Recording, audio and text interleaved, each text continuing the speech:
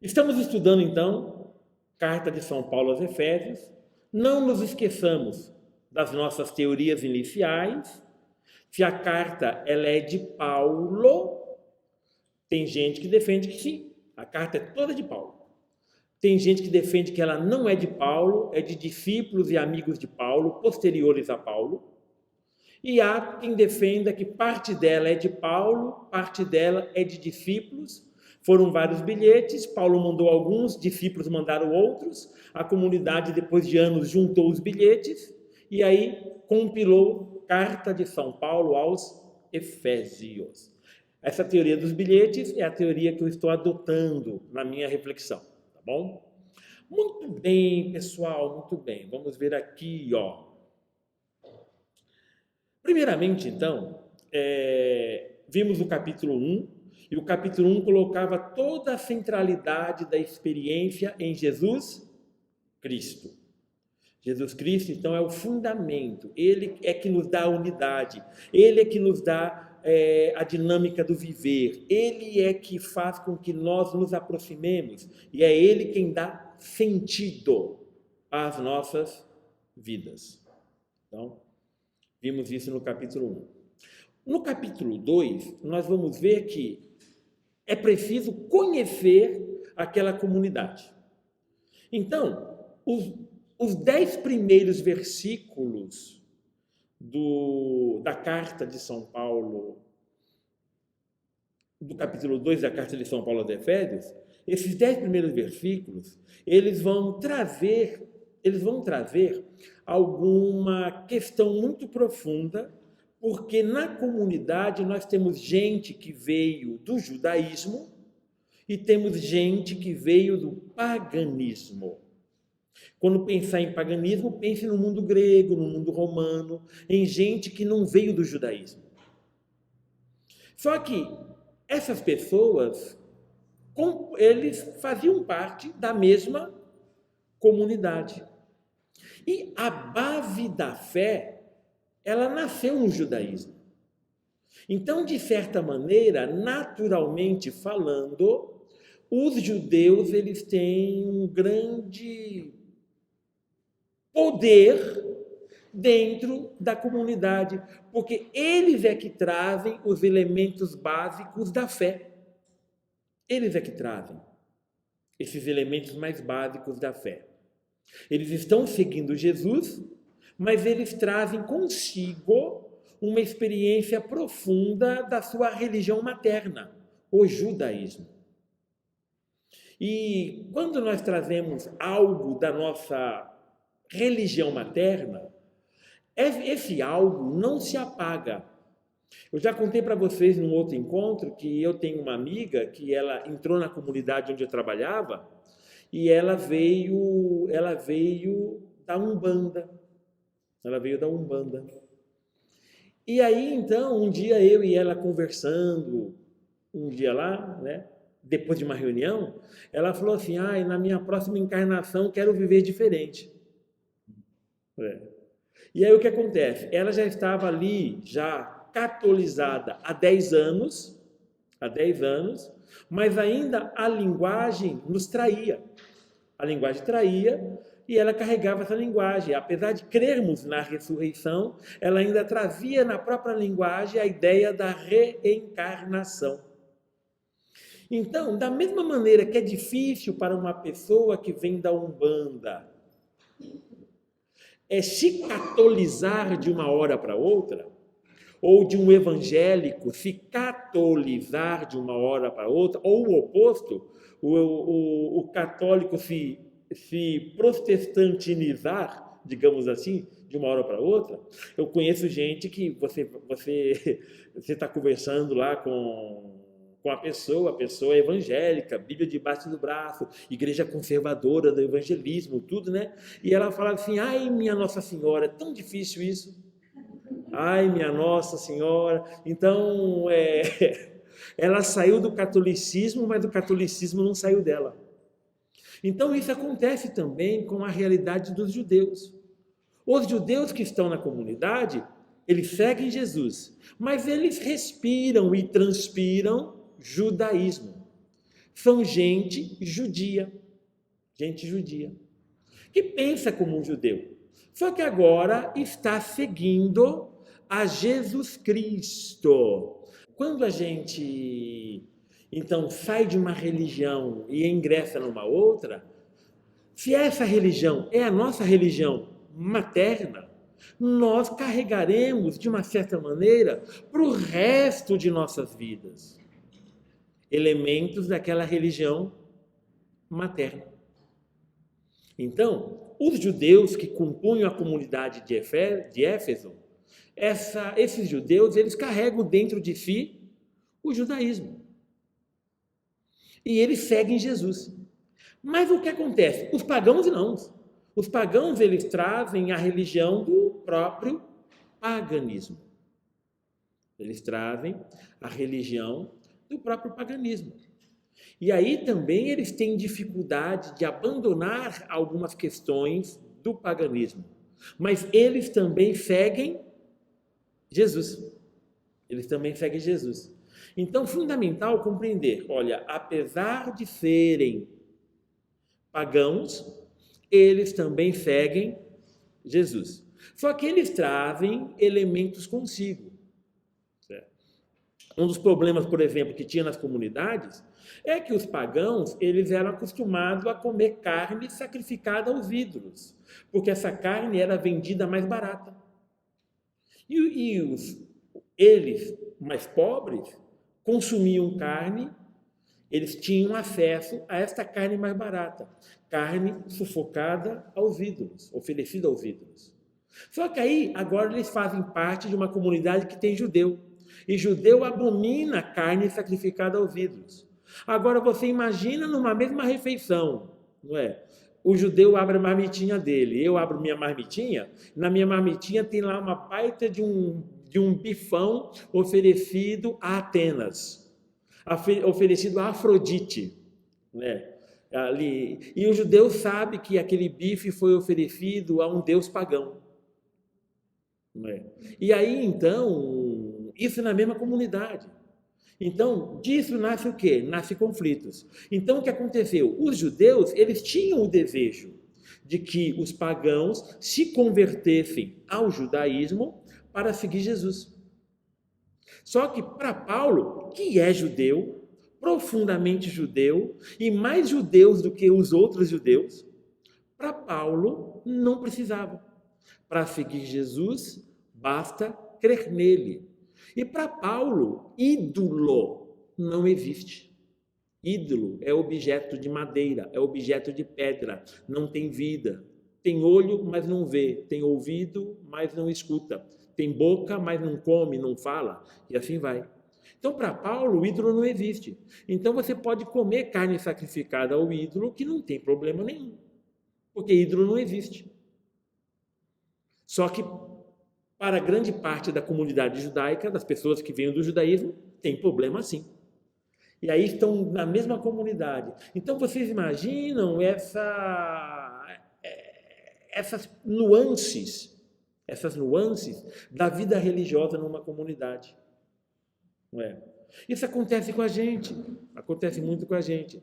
A gente, que nem nós no catolicismo, nós temos uma prática de uma oração mais silenciosa. Isso é próprio do catolicismo. A oração ser mais silenciosa. Só que a influência das igrejas pentecostais e neopentecostais norte-americanas, elas introduziram, até dentro do catolicismo, um jeito de rezar que é mais alto, que é em voz alta, na base do louvor, do glória, então, uma coisa mais falada. E nesse sentido, então, às vezes, a gente está lá, o católico tradicional, né, rezando, ajoelhado no banco da igreja, e de repente senta uma pessoa do lado e essa pessoa começa: ai, Senhor, ilumina, Senhor, minha vida, ai, Senhor, eu creio em Ti, Senhor, e começa a rezar assim em voz alta do lado daquela pessoa que está querendo o quê? O silêncio. E aí, essa pessoa que está rezando em silêncio: ai, Senhor, em silêncio, cala a boca dessa pessoa, Senhor, do meu lado. Né? Tanto lugar vazio na igreja, ela veio sentar logo do meu lado, Senhor.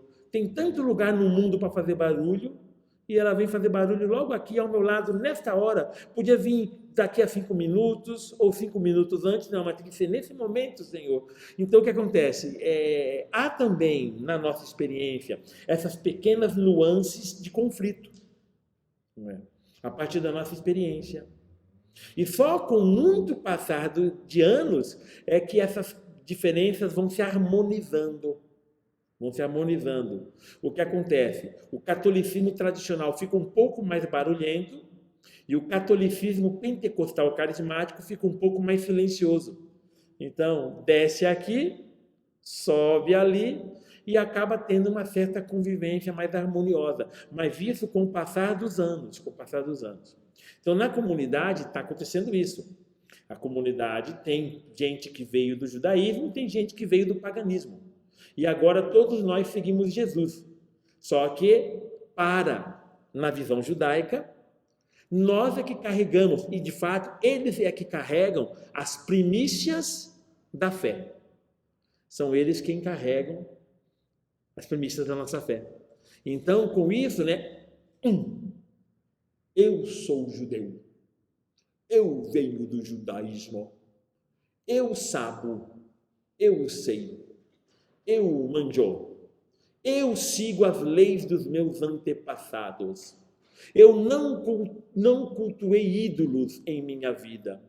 Você que é pagão, você veio do culto pagão, você veio do ídolo. Estamos muito felizes que você está aqui, mas se você se arrepende de seus pecados, siga a lei judaica, que você será feliz e você seguirá Jesus muito melhor. Ok? Então, há uma diferença. Vamos dar uma olhadinha aí no texto que nós estamos vendo, tá? Vamos dar uma olhada no texto que nós estamos vendo aí, ó. Então, capítulo 2, versículos de 1 a 10. Vamos lá então. Ó, vocês estavam mortos por causa das faltas e pecados que cometiam. Outrora, vocês viviam nessas faltas e pecados, seguindo o modo de pensar deste mundo, seguindo o príncipe do poder do ar, o espírito que agora age nos homens desobedientes. Detalhinho aqui, esse tipo de linguagem não é de Paulo, ok? Então, é provável que este bilhete aqui seja um bilhete de algum discípulo posterior e que foi anexado junto à carta. Muito bonito, mas está identificando o problema um pouco mais à frente, depois da morte de Paulo. Então, aqui, essa linguagem não é de Paulo. O espírito, o príncipe do poder do ar. Paulo não usa esse tipo de linguagem. Paulo vai usar o príncipe deste mundo. Ele vai utilizar o príncipe deste mundo. Mas o príncipe do poder do ar, isso aqui tem significância para quem veio do paganismo. Para quem veio do paganismo. Então, nós temos aqui alguma palavra significante. Só que também tem significância para os judeus, porque é o espírito que age nos homens desobedientes. Desobedientes. Uma das questões mais caras aos judeus é a fidelidade. Nós vimos isso um pouco no primeiro capítulo. A questão da fidelidade. Deus é fiel a nós, mas nem sempre somos fiéis a Deus. E aí o que acontece? A desobediência ao projeto. No caso nosso, ao projeto de Jesus. No caso dos judeus mais clássicos, é a lei judaica. Desobediência à lei judaica. E aí, olha, o versículo 3 vai dizer, antigamente também nós andávamos como eles. Também nós andávamos como eles. Então está dizendo para a comunidade, todos nós andávamos como eles. Submetidos aos desejos da carne. Aqui já tem linguagem de Paulo, tá? Aqui é linguagem de Paulo. A ideia de carne, a ideia de sarx, de carne. Paulo ele vai refletir muito isso, a carne como aquela dimensão onde nós sentimos na carne. A carne, a gente sente na carne. a dimensão do pecado, da fragilidade, da fraqueza.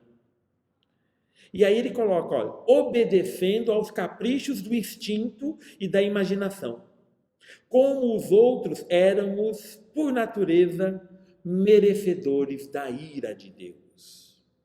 Porque vivíamos sob as trevas do pecado. E agíamos nos afastando da nossa vocação, da nossa missão, que é a missão de ser imagem e semelhança de Deus. Parece mais um bicho selvagem querendo devorar o outro, o mais fraco. É o leão querendo comer a zebra. Eu estou agindo como uma onça diante da capivara, sem febre maculosa. Eu estou agindo como onça atacando a capivara. Estou mais parecido com a onça do que com a imagem e semelhança de Deus. E aí então Paulo está colocando, olha, nós também vivemos isso. Nós também muitas vezes parecemos seres selvagens, que devoram a vida dos mais fracos. Os poderosos pisam nos mais pobres. Só que os mais pobres também reproduzimos isso em relação aos mais frágeis do que nós. Nós podemos reproduzir a mentalidade e as emoções do opressor. Então, Paulo percebe isso. Então, Paulo vai chamar isso do espírito do ar aqui, do espírito do príncipe deste mundo. Isso faz sentido para a gente? Será que faz sentido? De que, apesar de seguirmos Jesus, nós podemos estar vivendo como quem não segue Jesus? Então, essa é uma questão muito cara à carta de São Paulo aos Efésios. Que muitas vezes nós estamos num caminho, só que a força do pecado nos desvia do caminho. É muito interessante que tem uma palavra que vai designar pecado na língua grega, que é a palavra hamartia. Hamartia. E esta palavra, ela significa uma força que causa um pequeno desvio. Olha, eu sei onde eu devo atingir. Eu devo atingir aquela meta, devo atingir aquele alvo. Eu pego o meu arco e flecha e aponto para aquele alvo. Quando eu atiro a flecha, um vento, e olha, vento, sopro, em grego é pneuma, é espírito. Então, um vento, ele dá um pequeno tapinha na flecha, e a flecha não atinge o meu objetivo. Não atinge. Essa força que nos desvia do caminho, nós sabemos que nós temos que chegar lá. Nós sabemos que nosso destino é lá. Porque, primeiro capítulo, nós fomos predestinados. Lembram disso? Nós fomos predestinados. Fomos predestinados. E aí, então, alguma força nos tira do nosso destino, do nosso objetivo, de nossa meta. Essa força que dá um pequeno tapinha é a amartia, é pecado. Pecado. E é essa força, então, que acaba atuando na gente. O problema é que nós pensamos que essa força ela é externa a nós. E aí vem aquela péssima notícia que eu dou para mim e para vocês. Essa força, ela está dentro de nós. Está dentro de nós. E é essa força, então, que acaba dando esse pequeno desvio, e conforme mais vai avançando, mais a distância vai aumentando. Esse pequeno desvio que eu dou aqui no começo, ela vai se tornar um grande desvio lá na frente. Eu não acerto o alvo, não atinjo a meta. Então, se for ver essa força que afasta a gente da meta, a gente merece a ira de Deus. Só que Deus, e aí olha, é importante, parte da comunidade é o que mesmo? Uma comunidade judaica, e parte é pagã. O que acontece? Para o judeu, é a lei. E se eu vivo a lei, lê-se a obra, se eu vivo a lei, se eu pratico a lei, se eu faço a obra, eu sou merecedor da salvação. O que Paulo está dizendo aqui é que nós somos mesmo merecedores da ira de Deus. E aí você já lembra das frases que eu gosto de falar. A gente merece mesmo, chibata.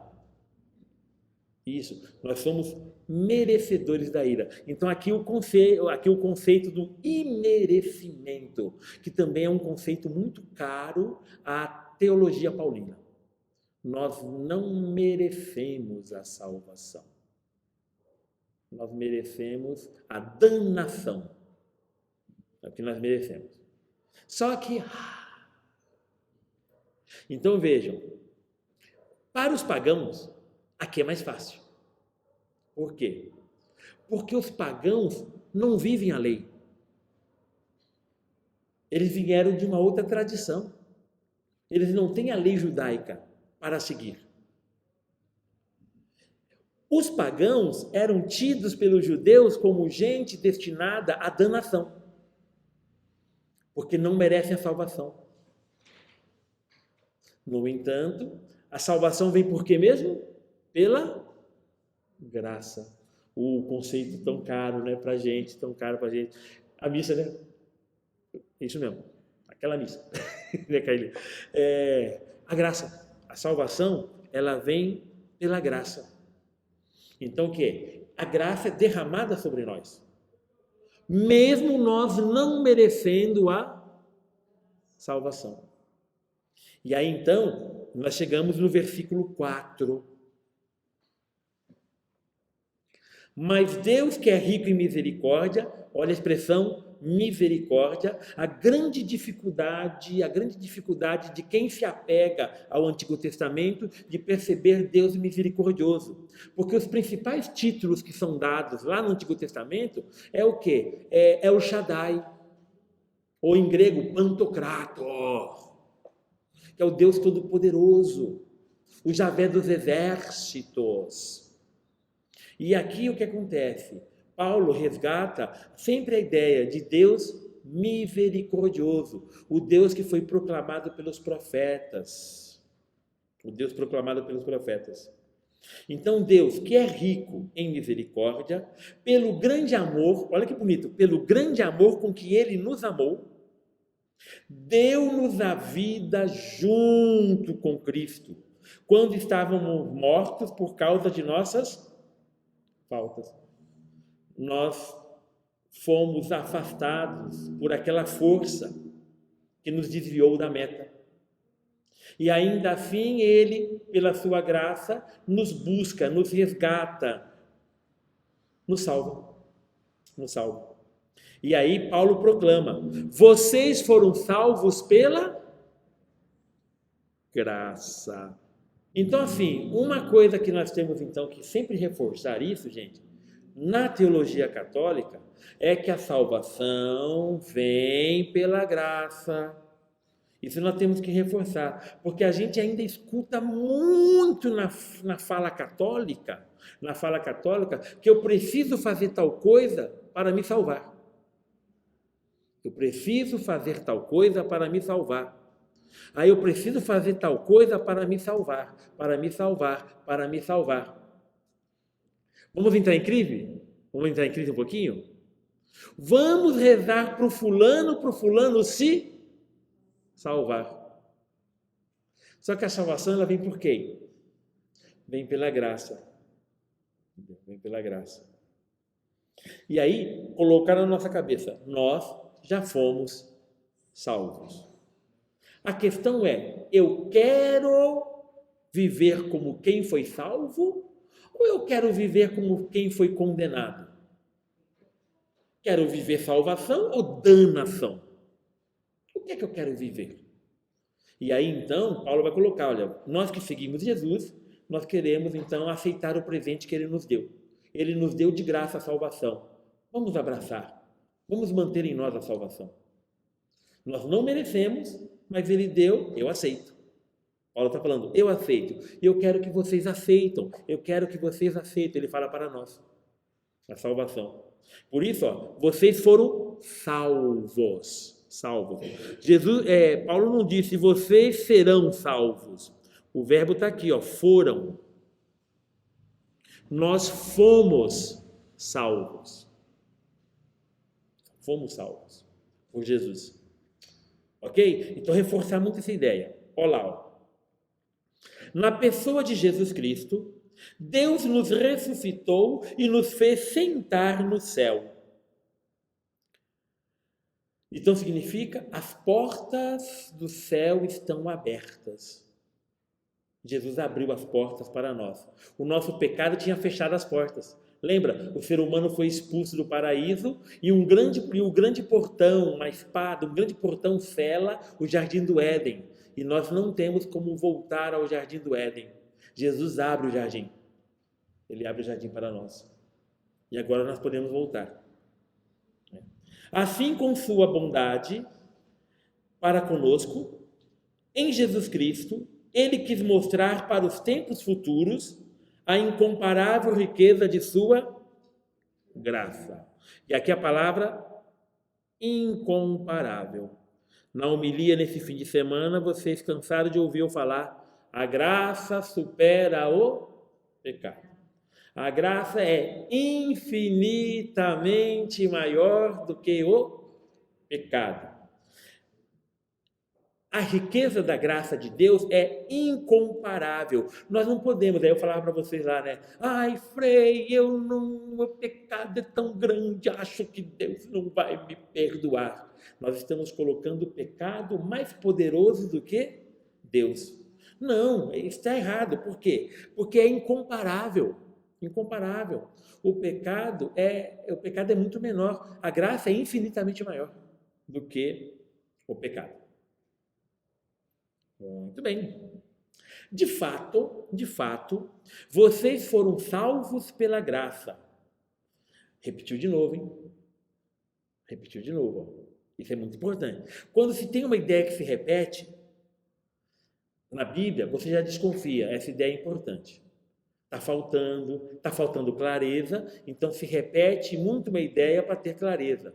Quando Jesus fala, amai-vos uns aos outros, amai-vos uns aos outros, amai-vos uns aos outros, amai-vos uns aos outros como eu vos amei. É porque está faltando uma coisa, né? Está faltando amar-nos uns aos outros. Então Jesus ele vai insistindo naquela ideia. O amor é importante. E aqui então Paulo repete, vocês foram salvos pela graça, por meio da fé. Isso não vem de vocês, mas é dom de Deus. Não vem de vocês, Isso não vem de vocês. Então, traduzindo, olha, não sou eu quem faço. Não sou eu quem faço. Então, olha, não é minha obra. Não é minha obra. É a obra de Deus. Vem pela fé. Eu tenho fé nele, mas isso vem por obra dele. É dom dele. Ele que dá o dom para mim. Então, eu não me salvo. Ele é quem me salva. Isso não vem das obras. Fica claro, não fica? Isso não vem das obras. Para que ninguém se encha de orgulho. Porque quando a gente faz a obra pela obra, a gente se acha. A gente se acha. Fiz a minha obrigação. A gente se acha ali, né? Aquela coisa toda. Na sexta-feira de manhã, nós levamos os cobertores para a pastoral na catedral. E já no sábado, já começaram a distribuir para pessoas em situação de rua. Aquilo ali é fruto do agradecimento. Não é uma obra nossa. É fruto do agradecimento pela obra que Deus fez em nós. Ele que fez a obra em nós. Nossa, deu vida, deu consciência, deu força, deu capacidade de organizar, deu carinho, deu um copo d'água tão gostoso que chegou aqui a mim. Obrigado, Paulo. Ele nos deu todas as coisas. E Ele nos deu a capacidade de viver com pouco. Já perceberam isso? Ele nos dá a capacidade de viver com pouco. Não é? Com pouco. E aí, então, quando nós reconhecemos que a obra não é nossa, é dele, então, é graça. E a gente recebe o dom da humildade. A gente recebe o dom da humildade. Nós não nos enchemos de orgulho. Então, lembra isso, ó. Fomos salvos pela graça por meio da fé. Por meio da fé. Eu creio que Ele me salvou. Eu creio em sua misericórdia. Eu creio que eu não mereço e ainda assim Ele me amou primeiro e pelo seu amor Ele me salvou, Ele nos salvou. Então é isso que está por trás aí de toda essa teologia paulina. E a unidade da igreja vai depender disso, porque nós somos a comunidade dos imperfeitos. E aí eu estou cansado, gente. Sabe que tem coisa que cansa? Eu sei porque eu olho para vocês também que se cansam de certos padres gordinhos que estão falando. Não, você não é assim que funciona, não. Voltando aqui. Mas assim, mas tem coisa que cansa, né? Tem coisa que cansa a gente. E uma das coisas que acabam nos cansando, né? No caminho, é quando a gente vai vivenciando a vida na igreja, na comunidade, e as questões fundamentais, elas vão sendo colocadas de lado. E a gente vai discutindo aquelas coisinhas que menos importam. E aí, o que eu quero dizer, o que me dá, assim, me dá raiva, me perdoe a expressão raiva, tá bom? Assim, mas é uma expressão até suave por aquilo que eu estou sentindo ultimamente. A gente, com aquele papinho de sempre, porque na igreja lá, o pessoal da igreja é pior do que lá fora. Eu vou sair da igreja, porque lá só tem pecador, né? Só tem pecador. Então, é isso aqui, gente. A gente não merece. Quem forma a igreja são aquelas pessoas que tomaram consciência de que nós não merecemos a salvação. Mas apesar de nossos pecados, Ele nos salvou. Então, essa comunidade. Então, a gente está cansado de saber que a igreja é santa e pecadora, mas ainda as pessoas insistem em achar que ela é só santa e fica procurando a comunidade de santos, aquela comunidade onde as pessoas não pecam. E eu já falei para vocês, existem comunidades que não pecam. Por exemplo, a comunidade lá na Avenida da Saudade. A comunidade, certo? Lá da Saudade, ela não peca. A comunidade das Aleias não peca. Do Flamboyant não pecam. Dos Amarais não pecam. É isso mesmo. Só as comunidades do cemitério que não pecam, porque morreram. Entendeu? Mas nós pecamos enquanto estamos vivos. Então, assim, a gente insiste, e Paulo deixa isso claro para a gente. Por isso que é importante estudar Paulo. E olha que legal, conforme vamos estudando Paulo, Paulo fica simples. As pessoas acham Paulo muito difícil de entender. E é. Mas Paulo fica muito fácil de entender quando a gente domina os conceitos básicos dele. E aqui temos conceitos básicos: imerecimento, graça, obra. Não é obra que salva, não é lei que salva. Não somos merecedores e merecemos a salvação. Ele nos salva pela graça, porque Ele nos amou primeiro, apesar de nossos pecados. Então, essas ideias elas são muito claras na teologia do apóstolo São Paulo. Porque foi Deus quem nos fez, e em Jesus Cristo fomos criados para boas obras que Deus já havia preparado, a fim de que nos ocupássemos com ela. Nós não merecemos a salvação, fomos criados à sua imagem e semelhança, o Pai nos cria em Cristo, por amor, e Ele já tinha criado a gente para fazer o bem. Para fazer o bem. Você quer agradecer a Deus? Faça o bem. Eu não mereço a salvação. Não mereço a salvação. Mereço chibato. Mas ele quis me salvar porque me amou. Agora eu quero agradecer a ele. Como que eu vou agradecer a ele? Fazendo bem. Fazendo bem. Porque nós fomos criados para as boas obras que Deus já havia preparado, a fim de que nos ocupássemos com elas. É isso. Então a obra não é para a salvação. A obra é porque nós fomos salvos. Não é a obra quem salva, é a graça. Mas eu vou fazer a obra de Deus porque eu estou muito feliz porque Ele me salvou. Muito bem? Vamos lá então. Então, pessoal, olha aí, ó, reforçando. Na visão de um judeu, a humanidade era composta de dois grupos desiguais: judeus e não judeus. Adivinha? Dois grupos desiguais. Adivinha qual era o melhor grupo para os judeus?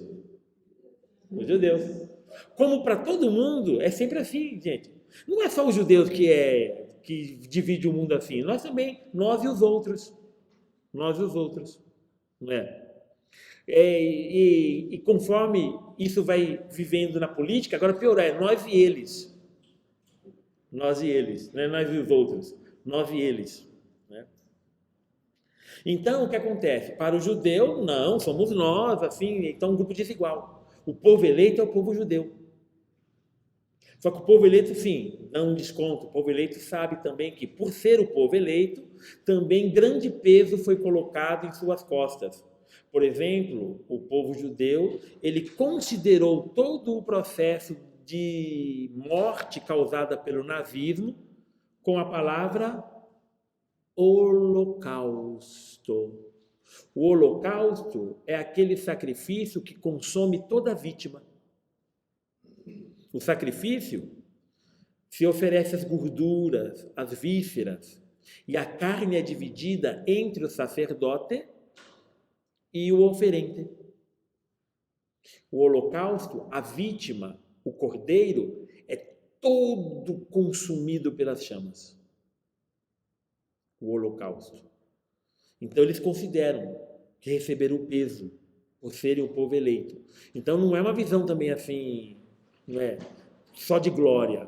Tem a visão também de compreender que, olha, nós sofremos neste mundo, mas nós venceremos porque seremos luz do mundo. Então eles têm um pouco essa visão aí, tá? Mas essa visão implica que o pagão, ele é alguém destinado à danação se ele não receber a luz de Deus. Segundo, a carta, nesse sentido, a carta recupera o que há de mais importante e forte no Antigo Testamento. O Deus é rico em misericórdia. Isso é importante, rico em misericórdia, porque é o conceito esquecido. É o conceito esquecido. Compreender Deus misericordioso. E ao compreender Deus misericordioso, eu entendo que Deus é misericordioso com o meu inimigo. Isso é difícil, compreender isso. Deus é misericordioso até com o meu inimigo. Ele é misericordioso. Mas a tendência, Deus acaba com o meu inimigo, Deus destrua meu inimigo. Essa é a tendência humana, que o pecado, a hamartia, é para amar o inimigo, mas um tapinha que é dado na flecha, a flecha não atinge o seu alvo, ela desvia. E aí eu quero que se destrua o meu inimigo. Então, isso a gente vive. Isso a gente vive. E é isso. O nosso amor, ele acaba sendo o famoso amor platônico, o amor dialético, né? O amor que ele tem uma mistura de grande paixão e de grande ódio. Então, acaba se tornando por causa dessa força que nos arrasta. Deus é rico em misericórdia. Contudo, essas coisas nos abrem para duas reações positivas. Uma reação, o louvor. como foi manifestado na grande bênção, foi aquelas bênçãos, né, que nós vimos na aula passada, no encontro passado. E também o compromisso em realizar obras boas, para o louvor e glória de Deus, porque Ele nos amou primeiro e nos salvou pela sua graça, apesar de não merecermos. Muito bem. E aí, o que a gente conclui dessa parte? Conclui mais ou menos o seguinte, ó. Paulo opõe duas épocas e dois modos de viver. Sem Cristo e com Cristo. Sem Cristo é um mundo pagão, cuja a mentalidade, o modo de pensar e de agir manifestam a presença ativa do mal, que é o egoísmo que assume formas individuais e coletivas, dividindo os homens, nos dividindo. Com Cristo surge uma nova forma de viver. O amor gera doação e comunhão, através das obras que continuam a ação de Jesus Cristo. Então, vejam, é sempre isso. Nós não merecemos. Mas recebemos a salvação. Em agradecimento, nós agora estamos com Cristo, Ele nos salvou. Em agradecimento, nós fazemos o quê? Fazemos obras. E fazemos obras porque Ele nos salvou. A obra não é para salvar, é porque nos salvou. E essas obras continuam a ação daquele que a gente ama. Continuam a ação de Jesus. E aí, pessoal, olha, realizando o projeto de Deus. Então, a gente volta a tentar atingir a meta, o destino, porque nós fomos predestinados.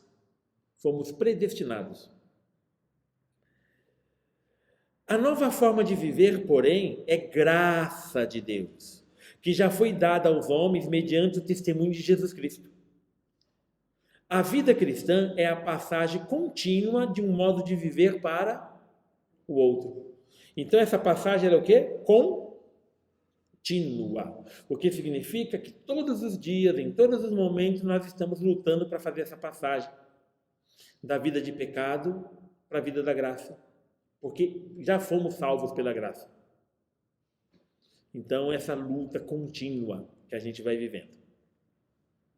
Ok até aqui? Certinho? Vamos lá. Muito bem. Versículos de 11 a 13.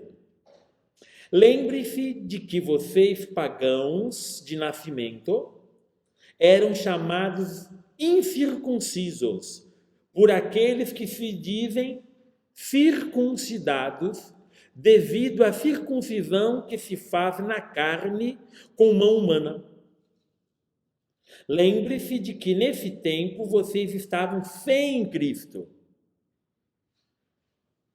afastados da cidadania de Israel, estranhos para as alianças da promessa. Aliança das promessas, aliança da promessa, lembra de Abraão. Não existia lei, então aquela questão, não existia lei, o que existia foi a promessa que Deus fez a Abraão. Então é daquela aliança. As alianças, então, da promessa, sem esperança e sem Deus nesse mundo. Mas agora em Jesus Cristo, vocês que estavam longe foram trazidos para perto, graças ao sangue de Cristo.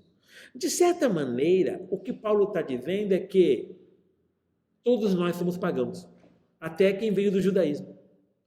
Porque está pagão aquele que está sem Cristo. Aquele que está sem Cristo. E todos nós viemos da vida sem Cristo para a vida com Cristo. Então lembra, tudo isso aqui vai culminar lá na frente com a questão da unidade da igreja. Se vai se falar muito de unidade, e já foi até tocado no capítulo 1 de unidade, é porque a igreja estava passando por momentos de separação, de divisão. Então vai se insistir nos fundamentos que nos unem, para que nós voltemos à comunhão e sigamos um caminho de unidade. Quem vai dar essa liga de unidade entre nós é Cristo. Por isso é fundamental colocar o Cristo no centro, capítulo 1. Colocar o Cristo no centro. A carta continua descrevendo o passado dos não-judeus e a novidade trazida pela morte e ressurreição de Cristo. Por não pertencerem à raça escolhida, só que lembre-se, na comunidade tem gente que é da raça escolhida, os pagãos estariam excluídos da expectativa messiânica. Eu e você estaríamos excluídos da expectativa messiânica, vistos como estranhos em relação às prerrogativas de Israel, cidadania, promessas, aliança, os conceitos que foram utilizados nesses versículos. E entregues à própria sorte, ou melhor, à sorte cruel dos ídolos. Os pagãos vieram da idolatria, do culto aos ídolos. A mudança aconteceu no sangue de Cristo, tema que recorda a aliança e a libertação dos presos. Só que lembrar, lá em Êxodo, em Zacarias, foi o quê? O sangue que foi passado nos batentes, que impediu que o anjo da morte entrasse e permitiu que eles saíssem do Egito. Aqui é o sangue que nos liberta do pecado, que, apesar de não merecermos, nos inclui no projeto de salvação, ou melhor, nos salva plenamente. Então, aqui. Então, a linguagem do sangue é comum aos judeus e é compreensível aos pagãos. Então, com isso, Paulo está dizendo que os pagãos foram incorporados ao povo eleito por Jesus. Porque Jesus é judeu de verdade. E ele se fez nosso irmão. Se eu sou irmão dele e ele é judeu de verdade, agora eu também faço parte do povo eleito. Eu fui agregado ao povo eleito. Apesar de não ter ascendência judaica, eu fui agregado por Jesus, pela graça. Chique, né? Então nós entramos aí no projeto de salvação. Versículos de 14 a 18. Cristo é nossa paz. Essa frase é famosa. Vocês já escutaram essa frase? Tem até um quadro bonito que tem lá um Jesus bem jovial, sabe? Está escrito: Cristo é a nossa paz. E esse aqui, ó, Cristo é a nossa paz. De dois povos, ele fez um só. Bonito isso. Então, está caminhando para a unidade. Está tendo divisão na comunidade. Judeus de um lado, pagãos do outro. Agora, de dois fez um só povo. Na sua carne, olha que lindo, na sua carne derrubou o muro da separação. O ódio. Gente, é bonito, hein? Imagine, nós precisamos derrubar o muro da separação no nosso tempo. O ódio. Com urgência, precisamos derrubar o muro da separação. Ele aboliu a lei dos mandamentos e preceitos. Ele quis, a partir do judeu e do pagão, criar em si mesmo, um homem novo. Esse conceito é paulino, tá? O conceito do homem novo. Do homem novo. Então, ele quis criar em si mesmo, um homem novo, estabelecendo a paz. Lembra o conceito da paz, o conceito da shalom, tá? Quis reconciliá-los. Esse conceito é profundamente paulino, o conceito da reconciliação, tá? Quis reconciliá-los com Deus num só corpo, por meio da cruz. O conceito de um só corpo, profundamente paulino, vendo a igreja como um corpo. Tá? E aí, claro, por meio da cruz. Foi nela que Cristo matou o ódio. Já pensou nisso? Foi na cruz que Cristo matou o ódio. Vocês lembram de algumas passagens de Jesus na cruz? Os algozes caçoando dele, os torturadores, os assassinos ali. E Jesus falando: Pai, perdoa-lhes, eles não sabem o que faz. Porque Jesus perdoou. Agora ele pede para o Pai: Pai, perdoa. Perdoa eles. Eu já perdoei. Perdoa eles. Então, a cruz matou o ódio. A cruz matou o ódio. Para nós que somos católicos, isso é um prato saboroso, delicioso, suculento e apetitoso. Porque nós no catolicismo temos um profundo carinho pela cruz. E nós não vemos a cruz como instrumento da nossa morte. Nós vemos a cruz como instrumento de salvação, um instrumento que mata, mas não nos mata, mata o ódio. É muito bonito isso. Ele veio anunciar a paz a vocês, que estavam longe, e a paz para aqueles que estavam perto. Paz para os judeus que estavam perto, paz para os pagãos que estavam longe. Ele vai usando esses conceitos, vai atraindo os grupos. Por meio de Cristo, podemos, uns e outros, apresentar-nos diante do Pai num só Espírito. Profundamente paulino, esses conceitos.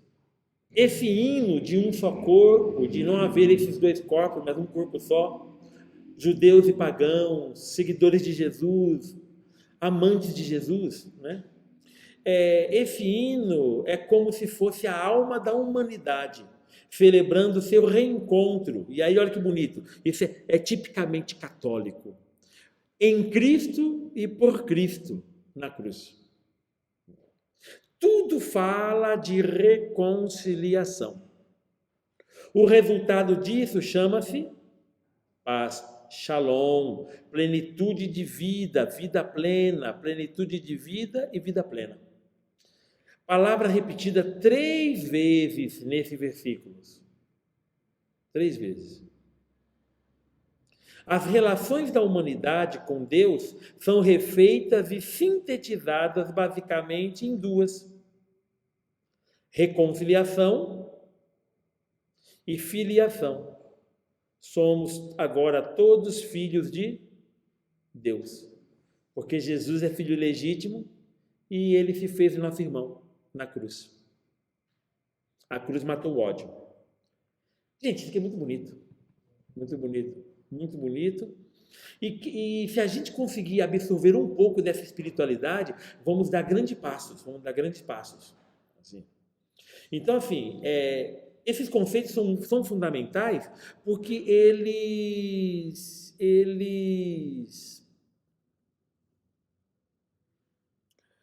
fundamentam, são fundamentais porque fundamentam a nossa possibilidade de ser um só coração e uma só alma. Toda a mística da igreja, ela parte daqui. A mística da igreja. E quando a igreja ela se desvia do seu caminho, é porque ela esqueceu esses conceitos no seu coração. Não na cabeça, no coração. Ela esqueceu esses conceitos. Então, para que uma ação pastoral seja boa, nós precisamos ter clareza desses conceitos, que são fundamentais. Estamos chegando no finalmente. Vocês, portanto, aí é o versículo 19 a 22. Vocês, portanto, já não são estrangeiros nem hóspedes, mas, olha o conceito, concidadãos. Lembra que no encontro passado eu falei lá da cidadania? Porque o Paulo fez a pergunta, e aí eu comentei sobre a questão da cidadania, que essa história de patriotismo, ela não tem muito sentido para nós, os cristãos e cristãs, porque a nossa cidadania não está aqui a gente está de passagem, e a gente fica com essa frescura de ficar se apegando às coisas daqui, porque eu sou de tal país, eu sou isso, eu sou não sei o quê. O nosso país vai ser daqui uns dias, vai ser a terra do pé junto, E depois vai ser o reinar dos céus. o reino dos céus.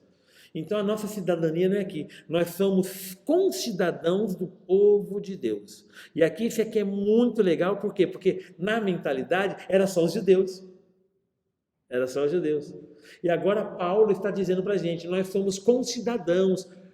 Todos nós somos concidadãos do povo de Deus e membros da família de Deus. Nós somos herdeiros. Somos herdeiros, porque fomos predestinados. Fomos criados à imagem e semelhança. Somos predestinados a seguir os passos de Jesus, a sermos como Ele. Porque a salvação, porque Ele, Jesus, é quem nos salva. Não somos nós quem construímos a salvação. É Jesus quem nos salva. Vocês pertencem ao edifício. Olha aqui que interessante esse conceito. Que tem como alicerce os apóstolos e profetas. E o próprio Jesus Cristo é a pedra principal, a pedra fundamental dessa construção. Todo o alicerce, todas as paredes, elas são apoiadas a partir da primeira pedra, que é Jesus, a pedra fundamental. Aquela que os construtores rejeitaram, aquela pedra é a pedra angular, a pedra principal.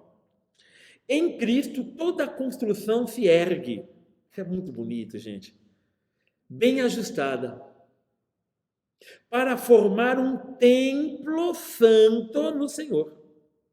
Em Cristo, vocês também são integrados. Gente, aqui está dizendo para os pagãos, tá? E para nós, hoje. Eu e você, hoje. Nós fomos integrados nessa construção para se tornarem morada de Deus por meio do Espírito. Por meio do Espírito. Somos a morada de Deus. Então, o que significa? Nós somos verdadeiramente concidadãos do povo de Deus. Somos concidadãos. Então, nós temos agora a cidadania. Né? Nós fazemos parte do povo eleito.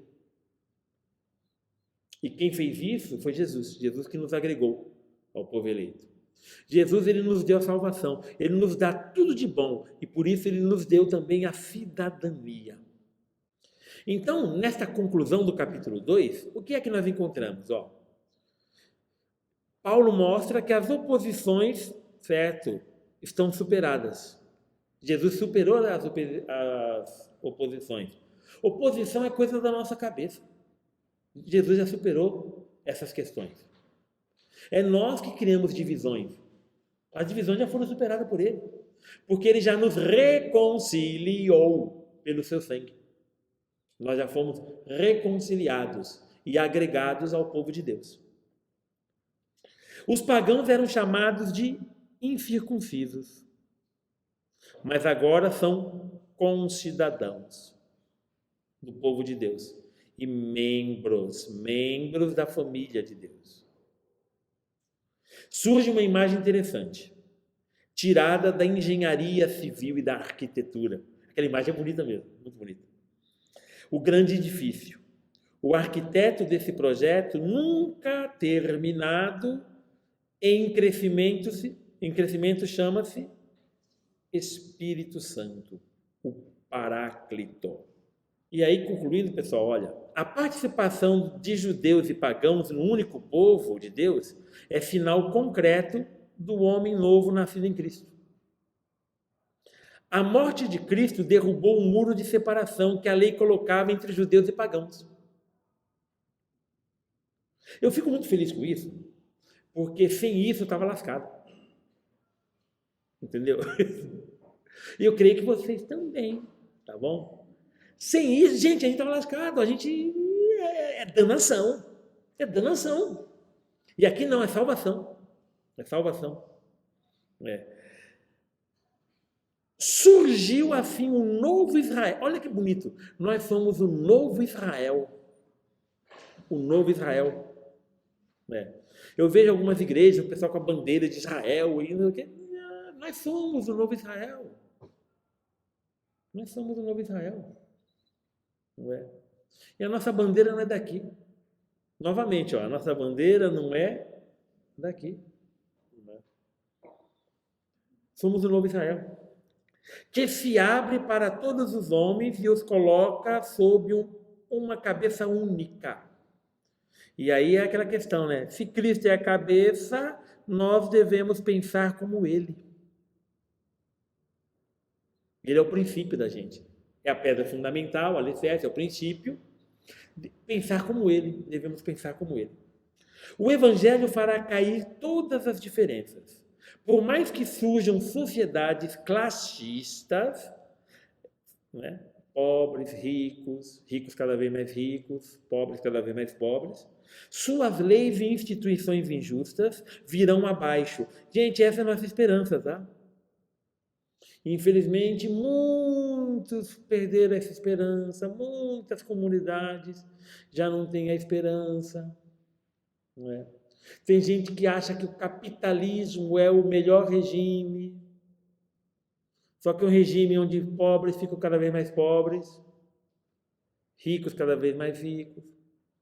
Tem gente que acha que é tal ou outro regime, um regime mais vermelho. E não é essa a questão. Não é essa a questão. A questão é que todas as instituições injustas, elas virão abaixo pela força do Evangelho. Certo? E essas instituições, elas são desprestigiadas por sacrificarem seus povos, em lugar de ajudá-los. Então não é. É isso. E aí quero fazer propaganda, tá? Propaganda, para conhecer aí Paulo, um material que sempre recomendo, que é muito gostosinho. Esse material aqui, ó, ABC, para conhecer o apóstolo Paulo. ABC, para conhecer o apóstolo Paulo. Esse material a gente encontra na livraria Paulus, apesar que ele é da Paulus de Portugal, mas vende na Paulus do Brasil, tá bom? Materialzinho muito gostoso, ótimos resumos, aqui vai por palavras, vai por ordem alfabética, é muito legalzinho esse material, tá bom? Simplesinho, uma ótima porta de entrada para conhecer Paulo e o seu mundo, tá bom? Uma ótima porta de entrada. E sobre a carta aos Efésios.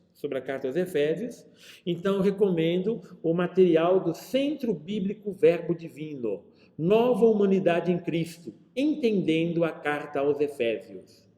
Nova Humanidade em Cristo, entendendo a carta aos Efésios. Então, material produzido pelo Centro Bíblico Verbo Divino, que é o melhor centro bíblico do universo. Lá só estudaram os mais desenvolvidos, inteligentes, sábios, com bom gosto, com um toque assim de maestria, com beleza, com perfume, certo? Então, os melhores estudaram lá no Centro Bíblico Verbo Divino, tá bom? Eu conheço um cara que estudou lá, um tal de Demétrios, né?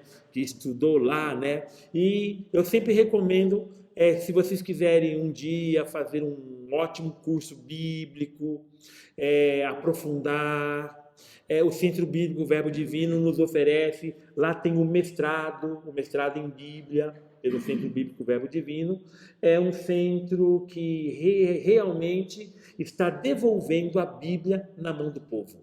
Então, recomendo esse material, tá bom?